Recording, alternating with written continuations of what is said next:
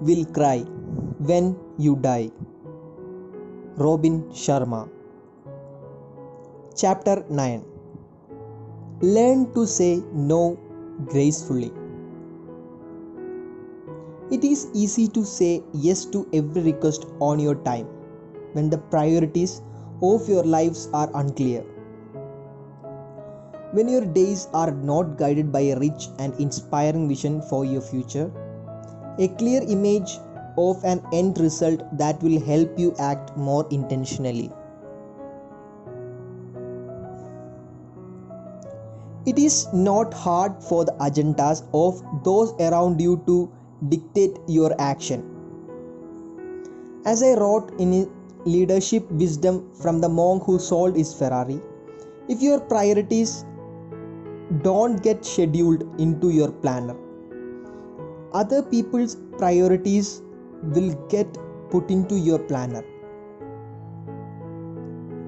The solution is to be clear about your lives, highest objectives, and then to learn to say no with grace. The Chinese sage Chuang Tzu told the story of a man who forged swords for a Maharaja. Even at the age of 19, his work was carried out with exceptional precision and ability. No matter how rushed he was, he never made even the slightest slip.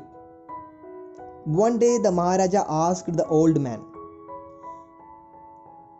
"Is this a natural talent, or is there some special techniques that you use to create your remarkable results?" "It is concentration on the essentials," replied the sword crafter.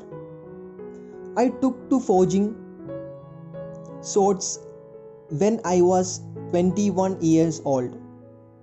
I did not care about anything else. If it was not a sword, I did not look at it or pay any attention to it. Forging swords became my passion and my purpose. I took all the energy that I did not give in other directions and put it in the direction of my art. This is the secret to my mastery." The most effective people concentrate on their areas of excellence, that is, on the thing they do best and on those high impact activities that will advance their life work. In being so consumed by the important things, they find it easy to say no to the less than worthy distractions that clamor for their attention. Michael Jordan, the best basketball player in the game's history, did not negotiate his contracts, design his uniforms, and prepare his travel schedules. He focused his time and energy on what he did best, playing basketball, and delegated everything else to his handlers.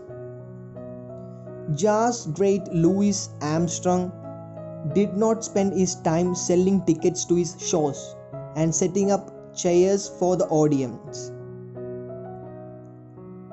He concentrated on his point of brilliance, playing the trumpet. Learning to say